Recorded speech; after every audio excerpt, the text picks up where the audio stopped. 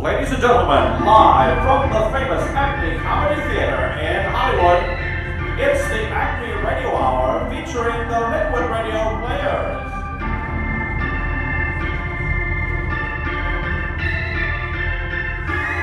And now, please welcome to the stage, Mr. David Cox.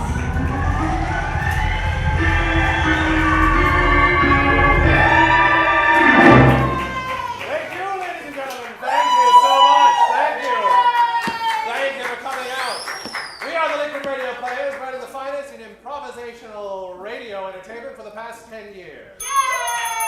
Thank you very much. We'll be creating a show based on your suggestions. We have some here in the hat. We're very excited about them. But first, actually from you live in the audience, we'd like the title for tonight's show. As you know, tonight is a science fiction adventure, as you saw on the signs outside. So we need a title for tonight's show in a science fiction-y vein. What's the title for tonight's science fiction show? It came from Venus. It came from Venus. Excellent. It came from Venus. Fantastic. All right, now let's get the character names for tonight's show. Dr. Canroll. That's close enough. Dr. Canroll. Yay! All right. Lucy Carmichael. Lucy Carmichael. Hooray! Frank Engel.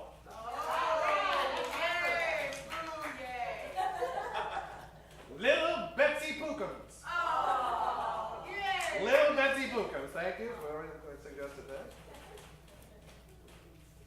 Pookums. Carl. Just Carl. Oh! Excellent one.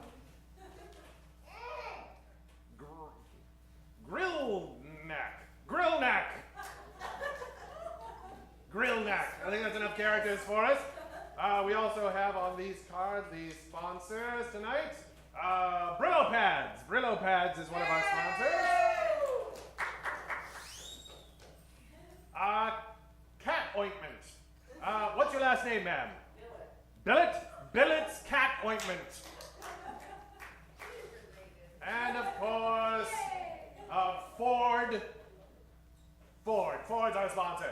So, ladies and gentlemen, you'll be seeing It Came from Venus with our characters Dr. Canroll, Lucy Carmichael, Frank Engel, Little Betsy Pookums, Carl, and Grillneck. Sponsored by Brillo Pads, Billet's Cat Ointment, and Ford.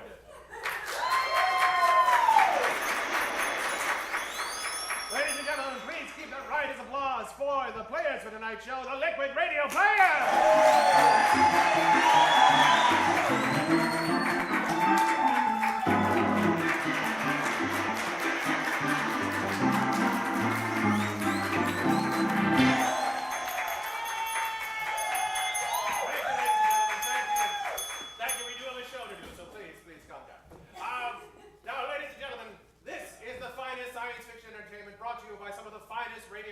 That we could afford. Yay! But it is, as you know, the theater of the mind. So if you will, close your eyes for just a moment. And now imagine yourself hurtling through space until you come to land on a giant gelatinous cube that's covered in dinner plates. Ladies and gentlemen, don't worry, you haven't crashed some sort of alien dinner party. It's merely the FOLEY wonderworks of Miss Brian Habicht.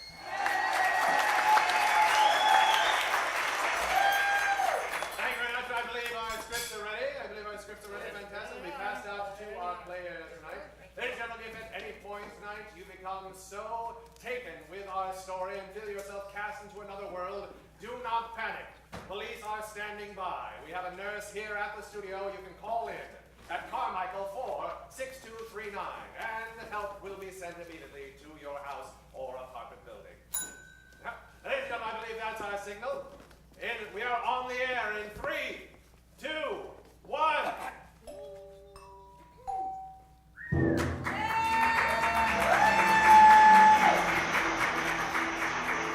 Countdown.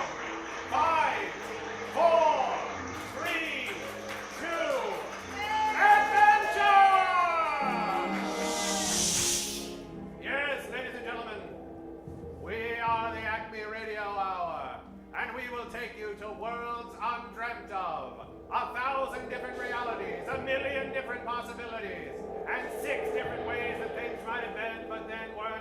think they could be.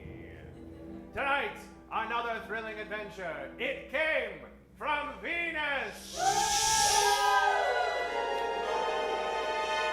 Starring tonight, on loan from Paramount Motion Pictures as Dr. Canroll, Mr. Brian Breiter.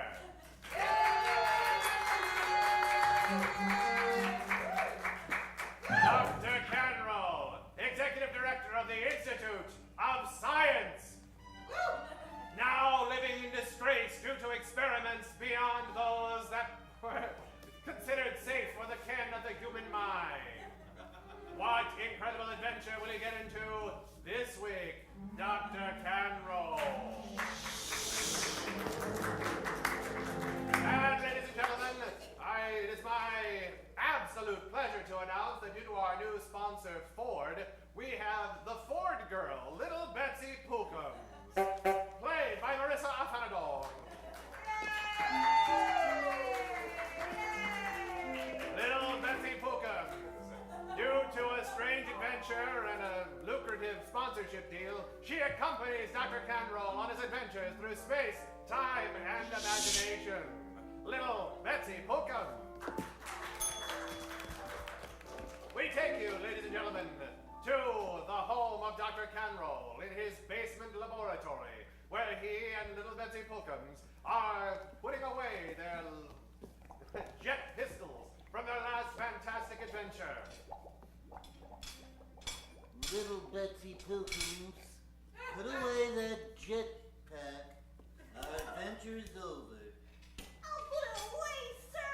But did you see it? I hit him square in the eye. Oh, I saw it. You took all the credit like usual. Oh, come on, get a break.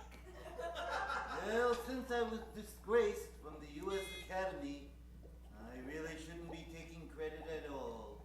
Oh, now. Oh, keep from being down in the dumps. You accidentally found your best friend in me. That's true. I won't be lonely anymore. But I have to tell you, Little Betsy Pookums, I'm retiring. Dr. Canroll, no. That's right. I'm hanging up my stethoscope and my trachometer, and I'm going to go open a 5 and dime. Oh, someone's got to fill these shoes, if anything, for the universe. Well, Little Betsy Pookums, Yes, Dr. Canroll. But before he can finish that sentence, they heard a pounding at the titanium door of the doctor's lab. A heavy-fisted pounding. why, whatever could that pounding be? Doesn't sound like an invitation to a 5 and dime. I'd recognize that voice anywhere. It was Frank Engel, representative of the Institute of Science. It's Frank Engel, you know. Hello, Professor Engel. And with that, the titanium door slid aside, hitting a wooden door on its way. Dr. Canroll, Yes? Little Betsy Pookums, That's my name. Frank Engel, U.S. Science Department. Yes, Frank.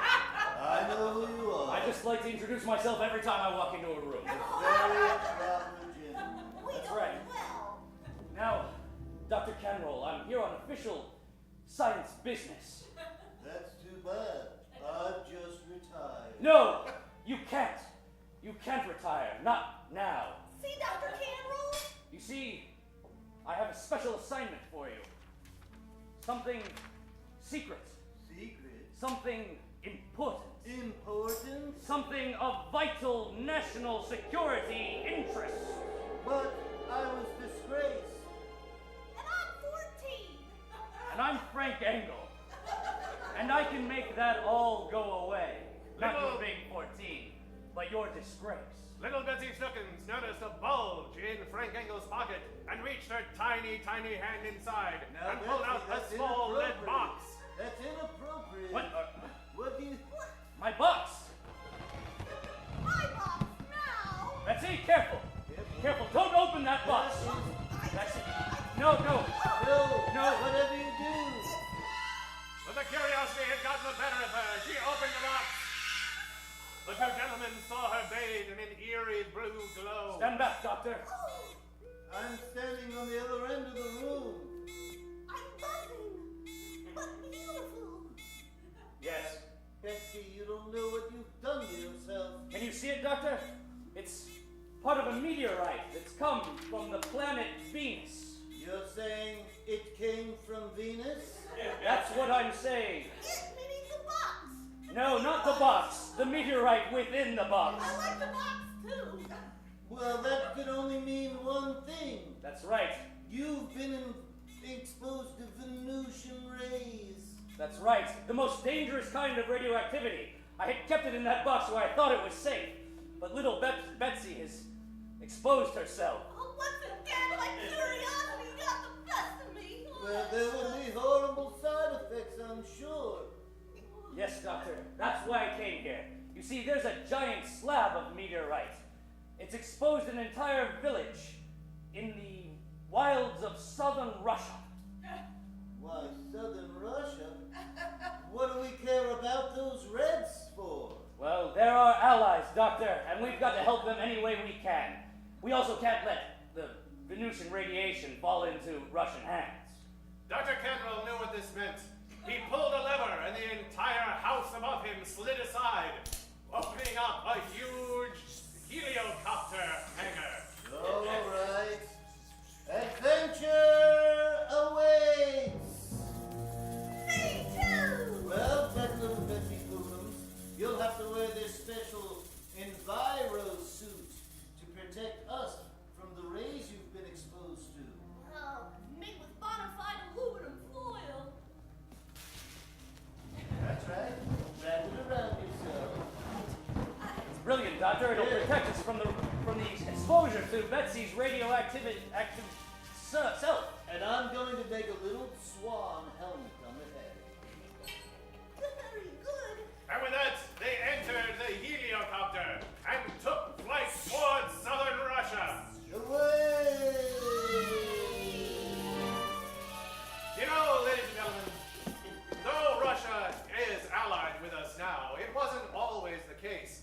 And I think during the days of the Tsar, if we could travel through time, they certainly would have wished they had Brillo pads. Don't know how we're going to get pads clean, Cory. My God! Oh, Boris! Never will I be able to get this clean. If only we had some sort of, I don't know, something scratchy and gray. Suddenly, in an orange nimbus, Dr. Conroll stepped into their small hut. Hello, I'm Dr. Conroe. Welcome, Conroll. Can you tell us how you got here, maybe?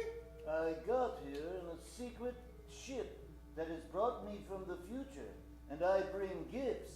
One Brillo pad. Brillo pads? Brillo pad? Your disgustingly dirty hovel needs one swipe from this Brillo to clean it through and through. Why, look, I rub the Brillo over our tanker and it is clean. Brillo pads, you have made my home clean. Yep, and it works on your skin too. Oh, Thank you, Brillo pads. thank you, Brillo pad.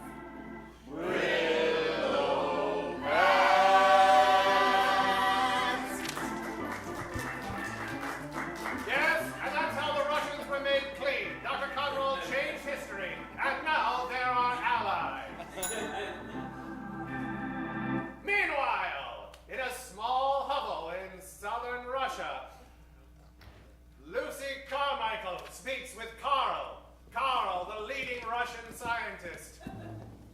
Bring more of your titanium-caused ascrats. But please, Lucy, this is shrinking quickly, and I'll need to secure them before they turn into microscopic atoms. Oh, my goodness, Carl. I brought them to you. Tell me, how does this work? Well, the use of these crystals against the titanium skull will allow me to translate the entire portion of these atoms into a smaller atom, which is microscopic to the amount of atoms that are already connected to the atoms. Oh, Carl. You are so smart. I am only smart because I have you. Oh, no,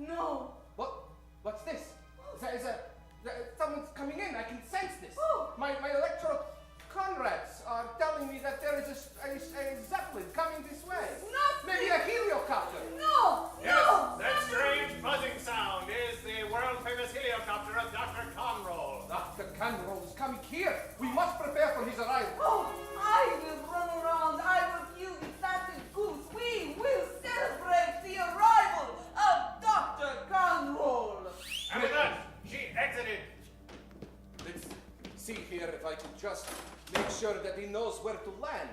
Dr. Canroll's transmitter must not be telling us which way he is going. Ah, there he is. I'm getting a reading on my transtometer. Great, Dr. Canroll. I can't wait for you to attend this beautiful little area in southern Russia. How may we be of service? Allow me to turn on my two-way speaking device. Ooh. Carl? Comrade Carl? Dr. Canroll, I thought you were retired. I was, until I heard there was a problem. Yes, I'm glad that you found this information. We have a large meteorite that has crashed here. Its origins are unknown. They are known to me, Comrade Carl. You've been poisoned by Venusian rays. Oh, Venusian rays, that would explain the giant blue glow. Soon, all of your sensibilities will go out the window. What you thought was good will be bad. What you thought was nice will be not nice. That explains my sudden dislike of vodka. And your friends will no longer appear friendly, comrade. Well, that would be odd not to want to help Dr. Canroll. Well, you must resist. Resisting. I'm your friend. Well, how do I know that for sure? Now that I know everything is backwards, I cannot tell if you are friend or foe. I promise you, I'm your friend. I'm landing. I'm landing now. I'll come to see you. There's only one way that I would know you are my friend. I have already given you the coordinates of our establishment. Yes? Great. Then you will land safely, and I will know you my friend. All right. Great. I'm landing now. Great. I will turn off our two-way talking device. Hello? Well, with that interchange coming to a successful close, let's go into the courtyard where the heliocopter has landed.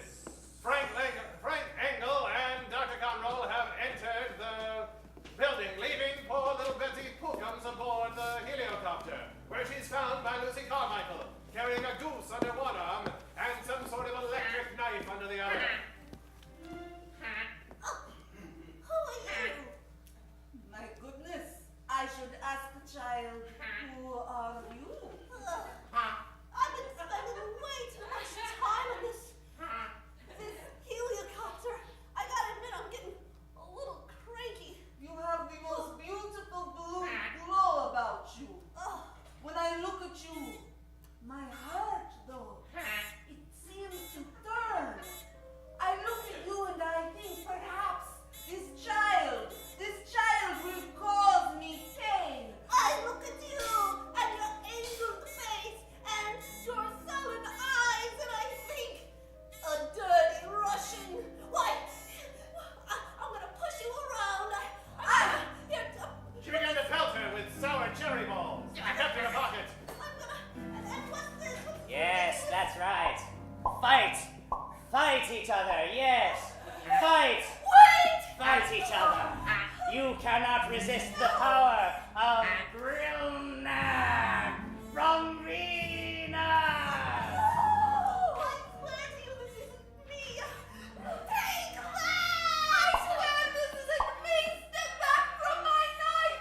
I will stab you with Fight! Fight! Let us fall back to where Grillnack watches this scene on a view screen while he floats in a pool of Icarus water, served by his tiny robotic servants. I'm so sorry. We're here to help you. Dr. Canroll and I'm his assistant. Let me shut off this view screen. The sound disturbs me. Yes, he turns off the view screen in disgust and turns to his tiny manservant. Yes, come, I4 and Tick-Tong. Yes, Master.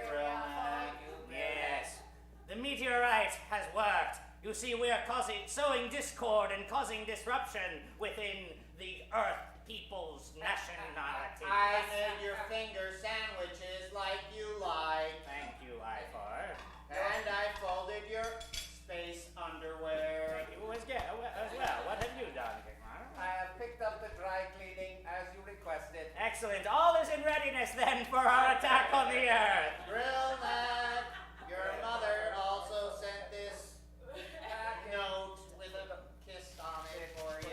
That's my lunch with my cookie bear. He extended a coffee cake, an alien coffee cake. That's right. It's the Venusian coffee cake, with real Venusian. You are so evil.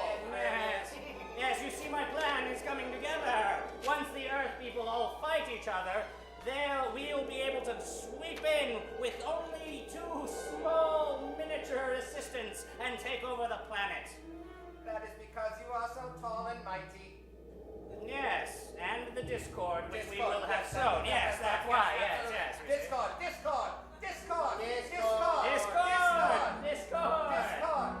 Let's draw the curtain on this alien scene of alienness. And meanwhile, back in the Russian scientific lab, Carl and Dr. Canroll have faced off, and each at an opposite end of the laboratory have constructed engines of fierce destruction. I promise you, Carl, that I am your friend. I'm not here to hurt you.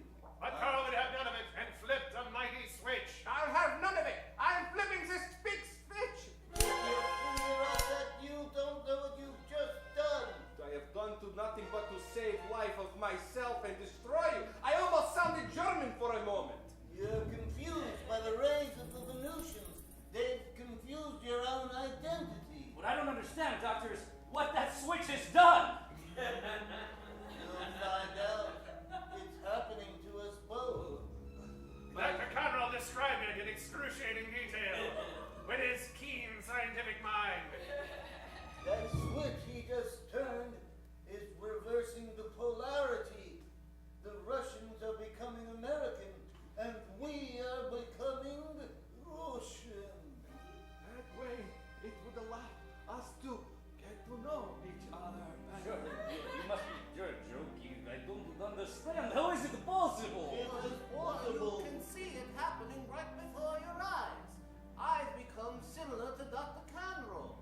I've remained the same, but with slight Russian accent. I believe in a system in which valid work is paid for with valid pay.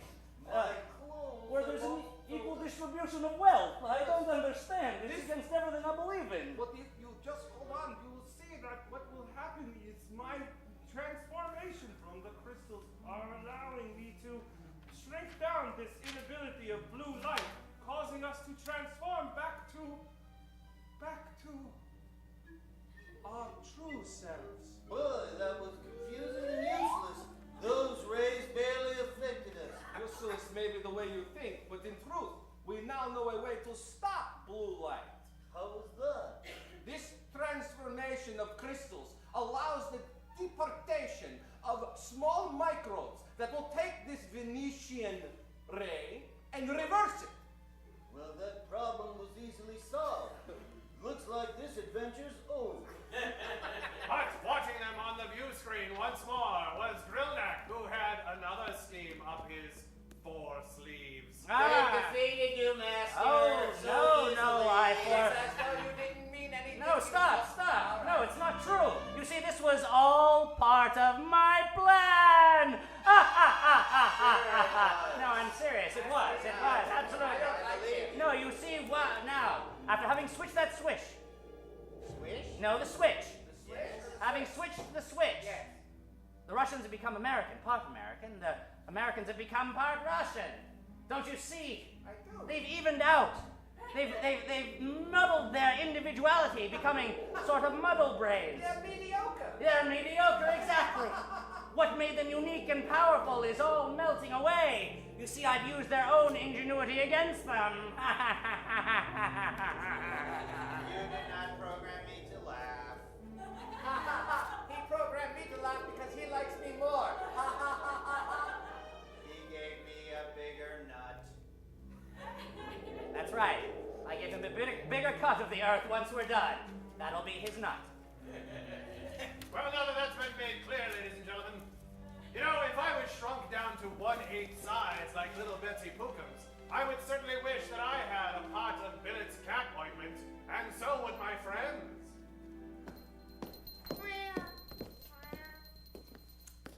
Oh, Snickers. What's wrong? Hey, little Betsy Pookums, your cat doesn't look so good. Oh, yeah, boy, he's just covered with bumps and bites and oh,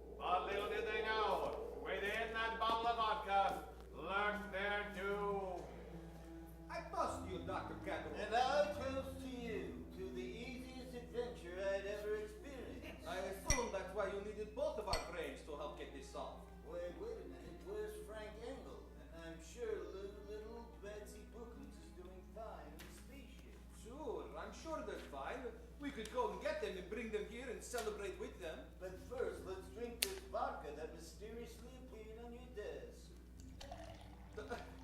Good to health. On three. 1, 2, 3. Glug, glug, glug, glug, glug, glug. Delish. Boy, I feel fine. What? Feel a little funny. You're starting to talk like me again. What? It's been reversed. Suddenly I'm similar talking to talk like you. Makes it impossible. How is this possible?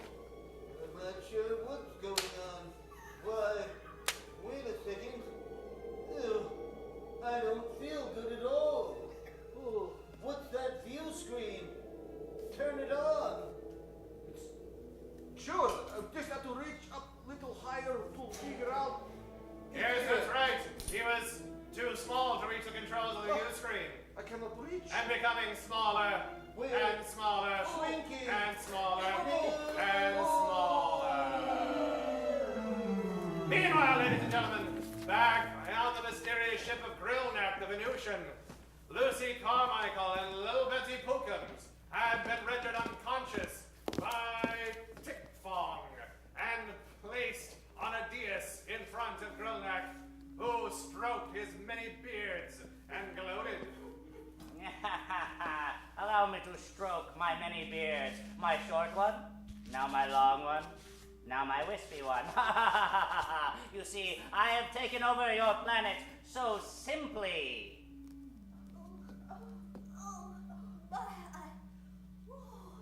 You see, what made Earth special was your differences. And once the Dr. Carl flipped that switch, you all became similar. Why, it seems so straight. My goodness, what's happened to my voice? I sound positively American. I don't know what is happening. Wait a second. This didn't work at all. You've just exchanged. You're not actually similar. You're just different in the other way. I don't understand. It must work differently upon women. Oh, I think the enemy is right here. Quick, let me grab from my gun underneath my aluminum What? foil. Tickfong, you didn't search her before you brought her in here?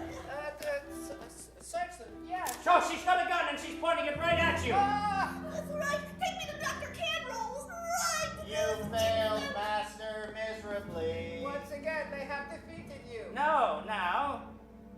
Yes, take me to Carl and Dr. Canroll. I sense Excellent. sarcasm. Excellent. Have the girls unwittingly fallen right into Grillneck's trap? Wouldn't it have seemed like the trap would involve having them on the ship and not leading them back to the laboratory? But no! That's why he's an alien evil genius. And we're simply Americans, living our lives, enjoying the freedom secured by our liberties and our Constitution. Meanwhile, back in the laboratory of Carl, Grillneck, Lucy Carmichael, and little Bitsy Pookums entered, accompanied by two tiny robotic friends of Grillneck. Carl, my love, you're the size of a mouse. I could fit you within my palm. It's because I am very small. Yes, and I'm your captive. I am small too, but I've maintained my same voice frequency. Luckily, Dr. Canroll found some unused vacuum tubes and was able to construct a crude voice amplification system. I'm speaking to you from below the heel of your foot, Grillneck. What? That's right. You don't remember me, do you? No. Well, you should, considering I had liberated your planet so many years ago. You! It was you! I thought it was perhaps another Dr. Canroll, another younger one, but of course, you're older now. All those many years ago, you came to my planet and kicked me out of my despotic rule. He remembered it like it was yesterday. A young, vibrant, shirtless Dr. Canroll, with a ray pistol in one hand and an enormous sword in the other. His long, lustrous blonde hair blowing in the Venusian breeze, entered the throne room of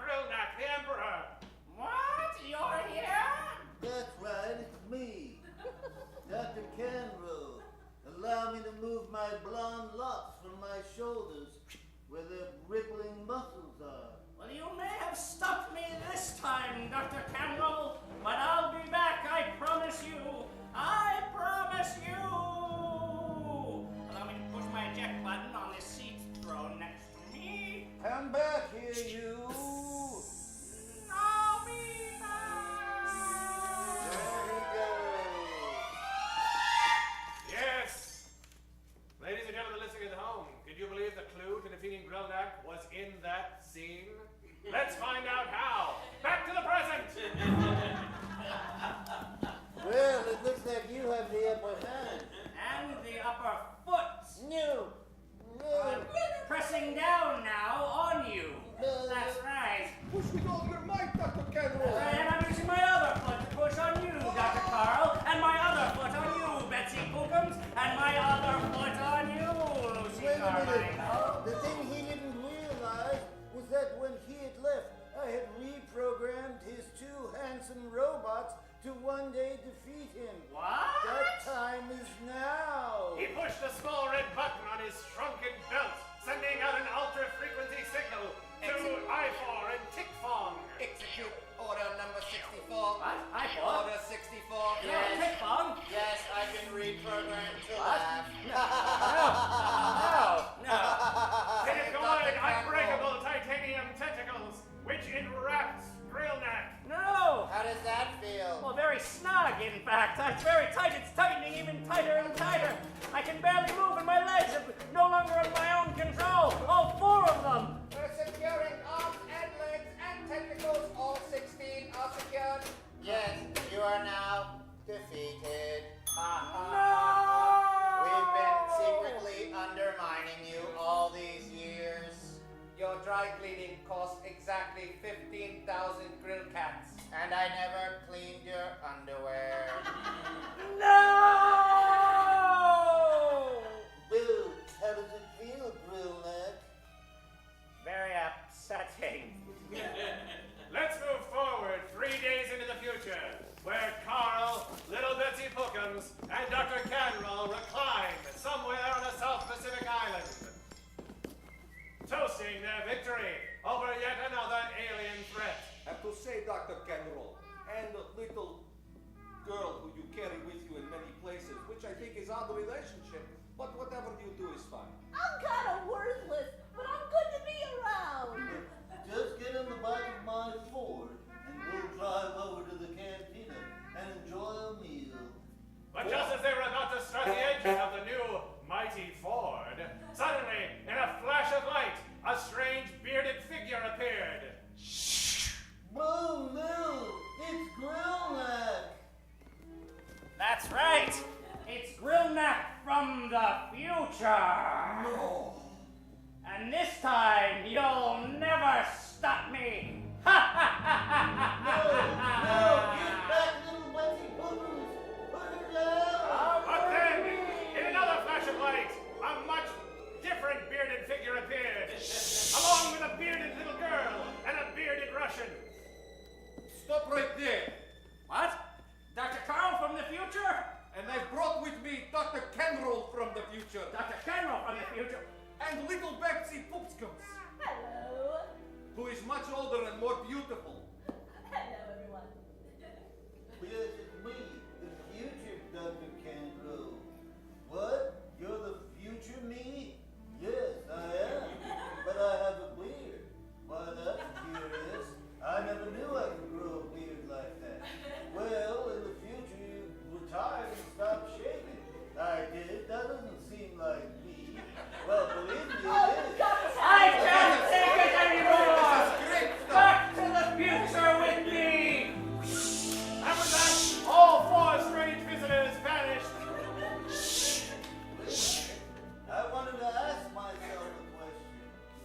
I think it's pretty clear to say you're not retiring anytime soon.